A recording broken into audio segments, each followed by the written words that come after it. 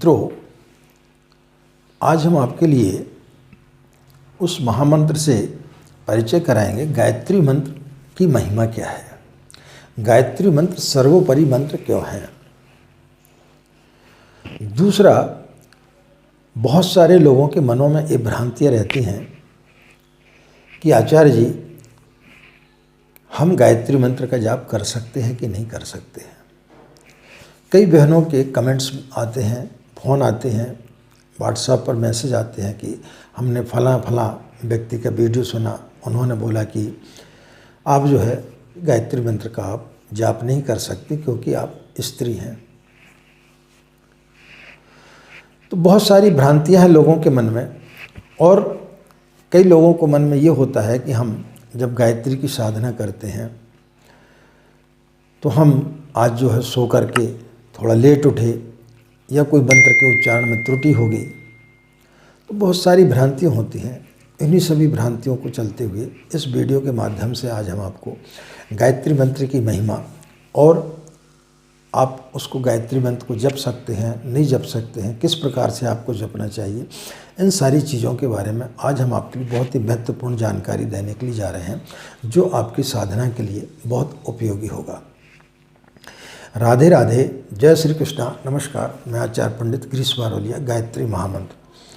ओम भूर्भुवः स्वः तत्सवितुर्वरेण्यं भर्गो देवस्य धीमहि धियो यो नः प्रचोदयात्। अखण्डमण्डलाकारं व्याप्तं येन चराचरं तत्पदं दर्शितं येन तस्मै श्रीगुरवे नमः, तस्मै श्रीगुरवे नमः। मित्रों, देवासुर संग्राम के बाद में सभी देवता बैठे और सभी के लिए एक प्रकार का अभिमान हो गया था कि हमने इतना बड़ा देवासुर संग्राम जीत लिया है, हमारे अंदर बहुत सारी शक्तियां हैं। उपनिषद में एक कथा आती है कि उसी समय यक्ष रूप में परमात्मा वहाँ पर प्रकट हुए, जिनका तेज करोड़ों सूर्यों के समान था। उस तेज को देख करके वो सभी देवता लोग बड़े भयभीत हो गए कि इतना प्रकाश युक्त व्यक्ति कोई हमने अभी तक किसी को देखा नहीं है। तो उनकी जिज्ञासा हुई, वो जानने के लिए बेताब हुए। तब इंद्र ने अग्नि देवता से बोला कि आप जाएं और उनसे पूछ के आए कि कौन है। अग्नि देवता जब उनके पास में पहुंचे और बोले कि भाई आपका परिचय क्या है, तो उन्होंने बोला कि पहले आप अपना परिचय दें। तो उन्होंने बोला कि मुझे जात वेदा कहते हैं। जात वेदा का मतलब होता है जो सब कुछ जानता है। बोले मेरे अंदर इतनी शक्ति है कि मेरे संपर्क में जो भी चीज़ आती है मैं उसको जला करके नष्ट कर देता हूँ। तो यक्ष रूपी भगवान ने एक तिनका उठाया और बोले आप इसको जला करके बताएं। तो मैंने काफ़ी प्रयास किया लेकिन वो उसे जला नहीं पाए। जब पवन देवता ने देखा कि बात क्या है तो वो वहाँ पर पहुँचे और पवन देवता ने बोला कि आपका परिचय क्या है। तो उन्होंने बोला कि पहले आप अपना परिचय बताएं। तो उन्होंने बोला मैं पवन देवता हूँ, मेरे में ये खूबी है कि मैं किसी भी चीज़ को एक जगह स्थिर नहीं होने दे सकता, मैं उसको उड़ा करके ले जाता हूँ। तो यक्ष रूपी परमात्मा ने उसे एक वो तिनका दिया और बोले इसे आप उड़ा करके बताएं। उन्होंने अपनी सारी शक्ति लगाई लेकिन उसे उड़ा नहीं पाए। वो उनसे कुछ और पूछते, यक्ष रूपी परमात्मा वहाँ से अंतर्ध्यान हो गए। उनके अंदर बड़ा आश्चर्य हुआ कि कौन थे। तो उनका परिचय जानने के लिए वो माँ गायत्री के पास में पहुँचे। तो माँ गायत्री ने उन्हें बोला कि आप एक तरीके से दुर्भाग्यशाली भी हैं और भाग्यशाली भी हैं। बोले कैसे? बोले दुर्भाग्यशाली इस प्रकार से है कि स्वयं परमात्मा आपके पास में है और आप उसे पहचान नहीं सके, और भाग्यशाली इस प्रकार से है कि किसी न किसी रूप में आज आपने परमात्मा के दर्शन तो किए, उसके निकट तो आए। परमात्मा के निकट ले जाने का काम कौन करता है? गायत्री।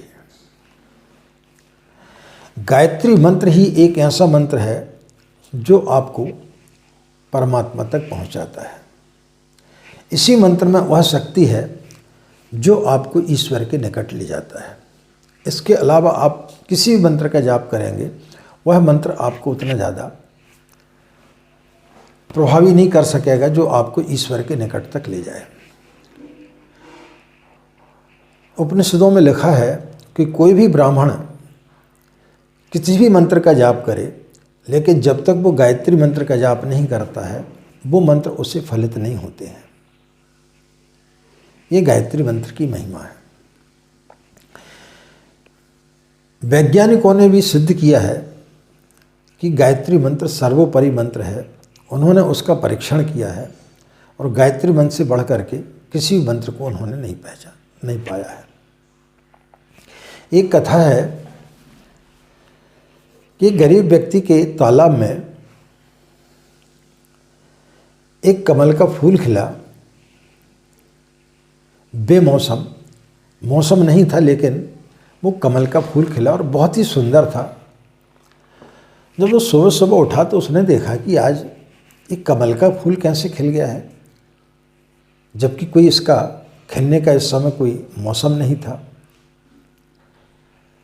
तो उसकी पत्नी ने बोला कि ये बेमौसम का फूल है और बहुत ही सुंदर दिख रहा है, इसे यदि आप बेचने जाएंगे तो कुछ धनराशि प्राप्त होगी, जिससे अपने घर का कुछ गुजारा चल सकता है। उसको बात समझ में आई, उसने उस फूल को तोड़ा और बाजार की तरफ निकल पड़ा। सुबह का समय था। वहाँ से एक धनाढ्य व्यक्ति चला आ रहा था। पास में ही बुद्ध वहाँ पर ठहरे हुए थे, उनके दर्शन करने के लिए वो जा रहा था।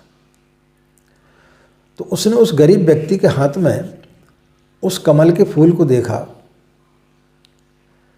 तो उसको लगा कि बहुत ही सुंदर फूल है और इस समय यह फूल होता भी नहीं है। इसको लेकर के यदि मैं भगवान बुद्ध के पास में जाऊंगा तो निश्चित रूप से उनकी कृपा का पात्र बनूंगा। उसने अपना घोड़ा रोका और उस व्यक्ति से बोला कि भाई ये फूल मुझे दे दो, मैं इसकी आपको 100 असरफी दूंगा। वह गरीब व्यक्ति बड़ा प्रसन्न हुआ कि इस फूल की कीमत 100 असरफी है। वो उसे देता। उसी समय उस राज्य का सेनापति वहाँ पर आया। वो भी भगवान बुद्ध से मिलने के लिए जा रहा था। तो उसने देखा कि बहुत ही सुंदर फूल है। उसने बोला कि भाई ये फूल मुझे दे दो, मैं तुम्हें इसकी 1000 असरफी दूंगा। वह व्यक्ति बड़ा आश्चर्यचकित हुआ कि यह साहूकार इसका 100 असरफी दे रहा था, यह सेनापति 1000 असरफी दे रहा है। इतना वो सोच ही रहा था कि पीछे से राजा का रथ आ रहा था। जैसे ही राजा ने देखा कि क्या बात है, यहाँ पर लोग क्यों खड़े हुए हैं, तो उसने देखा कि एक गरीब व्यक्ति खड़ा हुआ है, उसके हाथ में एक फूल है, बड़ा सुंदर फूल है, और देखा यह कमल का फूल बेमौसम का है। तो उसके भी मन में विचार आया कि मैं इस फूल को यदि भगवान बुद्ध के चरणों में रखूँगा तो निश्चित रूप से उनका आशीर्वाद मुझे मिलेगा और मैं अपने राज्य की सेवा कर सकूँगा और बहुत सारे अनुदान उनसे लेकर के आऊँगा। तो उस राजा ने बोला उस व्यक्ति से कि यह फूल तो मुझे दे दो, मैं तुम्हें इतनी संपत्ति दूंगा कि तुम्हारी कई पुस्तकें खाएंगी तब भी खत्म नहीं होगा।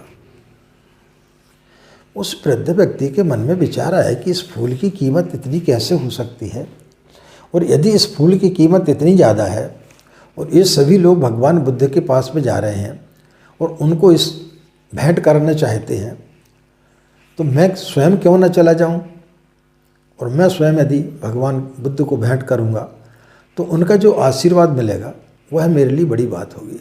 उसने फूल बेचने से इनकार कर दिया और स्वयं भगवान के चरणों में उसने उस फूल को समर्पित किया। बुद्ध ने उसे गले लगा लिया और उन्होंने अपने शिष्यों से बोला कि इसने इस फूल की सही कीमत को समझा। यह फूल और कुछ नहीं, गायत्री मंत्र है। जिस दिन हम उस मंत्र की कीमत समझ जाते हैं, कोई उसकी 1000 रुपये कीमत लगाता है, कोई 10,000 लगाता है, कोई अनंत कीमत लगाता है, तो जिस दिन हमें इसकी कीमत का पता चल जाता है कि गायत्री मंत्र कितना प्रभावशाली मंत्र है, इसके समीप यदि व्यक्ति बैठता है तो दुनिया में फिर उसे किसी चीज़ की कोई कमी नहीं रहती है। तो गायत्री मंत्र को ऐसे ही सर्वोपरि मंत्र नहीं माना गया है। समस्त वेदों की इस मंत्र से उत्पत्ति हुई है। तो मित्रों, गायत्री मंत्र का जो भी व्यक्ति जाप करता है निश्चित रूप से उसे अनेक सिद्धियां प्राप्त होती हैं, इसमें किसी प्रकार की दो राय नहीं है। स्त्रियां भी इस मंत्र का जाप कर सकती हैं। किसी भी वर्ग का व्यक्ति हो, चाहे वो ब्राह्मण हो, शूद्र हो, क्षत्रिय हो, हर वर्ग का, हर वर्ण का व्यक्ति इस मंत्र का जाप कर सकता है। पूज्य गुरुदेव ने इस भ्रांति को तोड़ा है। इसके पश्चात में कई लोगों का ये रहता है कि हमको मंत्र नहीं आता है या कभी कभी उच्चारण में गलती हो जाती है। तो एक चीज़ हमेशा ध्यान रखें कि जिनको अच्छे से मंत्र आता है वो कभी सिद्धियों को उन्होंने प्राप्त नहीं किया है। भगवान के पास में वही व्यक्ति जाता है जिसका मन निर्मल होता है। गोस्वामी तुलसीदास जी ने भी रामचरितमानस में लिखा हुआ है कि निर्मल मन जन सो मोहि पावा। जिसका मन निर्मल होता है वही भगवान के निकट पहुंचता है। भगवान के पास बैठने के लिए व्यक्ति के भाव होना, भगवान भाव का भूखा होता है। भगवान जो है कोई संस्कृत के उच्चारण का भूखा नहीं रहता। आप हिंदी जानते हैं तो आप हिंदी में भगवान से बात करते हैं, मराठी भाषा में बात करता है, तेलुगु की भाषा में बात करता है, मलयाली भाषा में बात करता है, अंग्रेजी में बात करता है। तो जो व्यक्ति जिस भाषा में बात करता है, भगवान तो सारी भाषा को समझता है। छोटा सा बच्चा तोतली भाषा में अपनी माँ से कोई भी बात करता, माँ उसके इशारे से समझ जाती है कि इसे क्या चाहिए। तो उससे नाराज़ तो नहीं होती कि तुमने इसमें जो है त्रुटि कर दी, तुम जो भाषा बोल रहे हो वह गलत है। ईश्वर के पास बैठने के लिए व्यक्ति के भाव होना। यदि आप मंत्रों का सही उच्चारण कर रहे हैं लेकिन आपके अंदर भाव नहीं है, आपके अंदर श्रद्धा नहीं है, आप अहंकार से भरे हुए हैं, तो फिर आपके लिए कभी मंत्र फलित नहीं हो सकता है। रूस की एक घटना याद आती है कि नदी के किनारे पर 3 व्यक्ति रुके हुए थे। उनकी धीरे धीरे काफ़ी ख्याति होते जा रही थी। वहाँ के सबसे बड़े चर्च के पादरी को जब इस बात का पता चला तो उसे बड़ा आश्चर्य हुआ कि मैं इतना बड़ा पादरी हूँ, ये 3 व्यक्ति कौन आ गए जिनके पास में लोग जाते हैं और अपनी समस्याओं का समाधान करते हैं और उन्हें लाभ भी हो रहा है, ऐसा सुनाई पड़ रहा है। तो वो उनसे मिलने के लिए नाव से नदी के उस पार गया। जैसे वो वहाँ जाकर के पहुँचा, वो 3 बड़े साधारण से व्यक्ति थे। तो उसने उनसे मंत्रों के द्वारा बात की तो वो बोले कि भाई हम तो ये सब मंत्र नहीं जानते। तो उस पादरी को आश्चर्य हुआ कि ये लोग, इनको कोई भी मंत्र नहीं मालूम, जितने भी लोग आते हैं वो हमारे चर्च में आते हैं और हमसे दीक्षित होकर के जाते हैं, तभी वो प्रेयर करते हैं, तभी वो प्रेयर उनकी सफल होती है। इन्हें प्रेयर ही करना नहीं आता है। तब उन्होंने बोला कि भाई आप कौन सी प्रेयर करते हैं, किस मंत्र का आपने जाप किया है? तो उन्होंने बोला कि भाई हमें कुछ भी नहीं मालूम। तो बोले नहीं बताओ तुम किस प्रकार से प्रार्थना करते हो? तो वो एक दूसरे का चेहरा देखने लगे और बोले कि बता दें। बोले हाँ बताओ। लेकिन बोले हमारी प्रेयर बड़ी साधारण है, हमें कुछ आता नहीं है। हमें ये पता चला है कि परमात्मा 3 है और हम भी 3 हैं, तो हम हमेशा भगवान से यही बोलते हैं कि हम 3 तुम 3, हमारी रक्षा करो। तो वो पादरी हंसा, बोले मूर्ख हो, ये कोई प्रार्थना होती है कि हम 3 तुम 3 हमारी रक्षा करो? बोले मैं तुम्हें सिखाता हूँ कि प्रार्थना कैसे की जाती है। उसने उन्हें प्रार्थना सिखाई। पहली बार सिखाई तो वो बोले कि भाई हम भूल गए। फिर दोबारा सिखाई, फिर बोले हम भूल गए। फिर तीसरी बार सिखाई और बोले कि अब इसको ठीक से सीख लेना, मैं चलता हूँ। जैसे वो नाव में बैठा और नदी के मध्य में जैसे पहुँचा तो नाविक जो है एकदम हतभ्रम हो गया और उसने उस पादरी से बोला कि महाराज मैं जो देख रहा हूँ आप भी वही चीज़ देख रहे हो क्या? तो उसने भी देखा, बड़ा आश्चर्यचकित हो गया। वो तीनों जो है नदी में दौड़ते हुए चले आ रहे थे। उसे बड़ा आश्चर्य हुआ कि मैंने किताबों में पढ़ा था कि जीसस जो है वो एक बार नदी पर चले थे। अब मैंने सिर्फ पढ़ा है, सत्य है कि नहीं है, लेकिन ये तो तीनों दौड़ते हुए चले आ रहे हैं। वो दौड़ते हुए उनके पास में पहुँचे और उनकी नाव के पास पहुँच करके दोनों हाथ जोड़ करके बोले कि महाराज आपने जो प्रार्थना बताई थी हम भूल गए, आप फिर से बताएं। वह पादरी उनके चरणों पर लेट गया। बोले भाई आपकी प्रार्थना हमसे बहुत बड़ी है, आप में इतनी बड़ी शक्ति है कि आप पानी पर जो है दौड़ते हुए चले आए। तो मित्रों ईश्वर जो है भाव का भूखा होता है, ईश्वर मंत्रों का भूखा नहीं होता है। ईश्वर ये नहीं देखता कि आपने मुझे चंदन लगाया कि नहीं लगाया, आपने मेरे पास पुष्प चढ़ाए कि नहीं चढ़ाए, आपने आज जो है 5 माला की जगह 3 ही माला का जाप किया। स्त्री या पुरुष में ईश्वर कभी भेद नहीं करता है।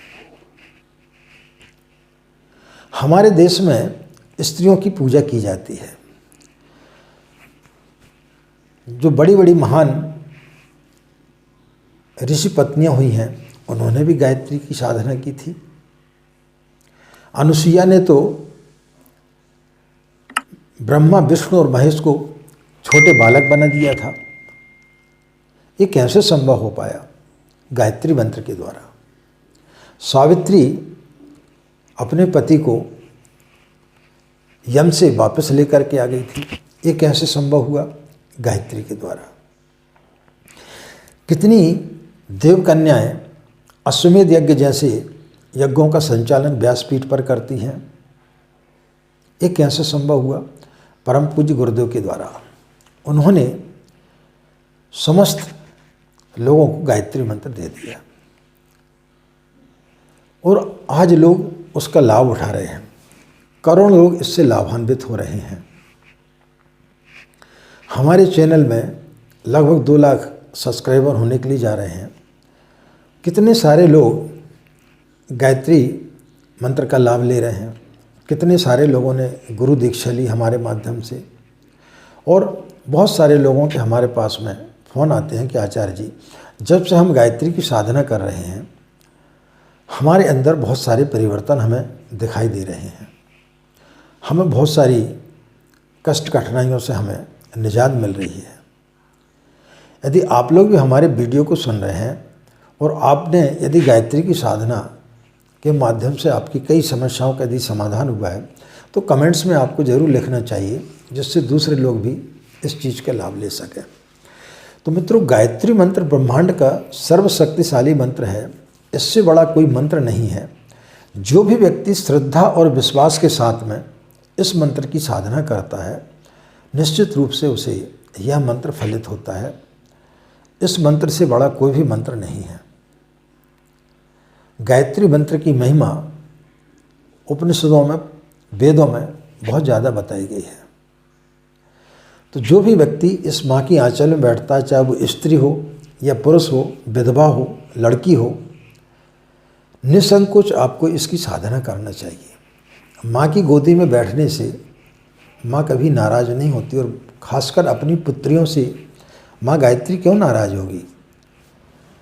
पुरुष जप सकते हैं, स्त्रियां क्यों नहीं जप सकती। सभी को इस मंत्र का लाभ लेना चाहिए। दीक्षा लेकर के यदि आप इस मंत्र का जाप करेंगे तो फिर वो मंत्र आपको ज़्यादा फलित होगा। तो यदि आपने दीक्षा नहीं ली है तो आप दीक्षा लेकर के फिर गायत्री मंत्र का जाप करें, तो निश्चित रूप से आपको गायत्री मंत्र से अनेक प्रकार के लाभ प्राप्त होंगे। आशा मित्रों, यह जानकारी आपके लिए अच्छी लगी होगी और इस वीडियो के माध्यम से आपकी बहुत सारी समस्याओं का समाधान हुआ होगा। इन्हीं कामनाओं के साथ में कि आपका दिन मंगलमय हो, आप लोग खुश रहें, मस्त रहें। माँ गायत्री की असीम कृपा इसी प्रकार आप लोगों पर बनी रहे। आज की बात समाप्त। आप सभी के अंदर बैठे परमात्मा को हमारा प्रणाम। हमें आज्ञा दें। नमस्कार। ओम शांति।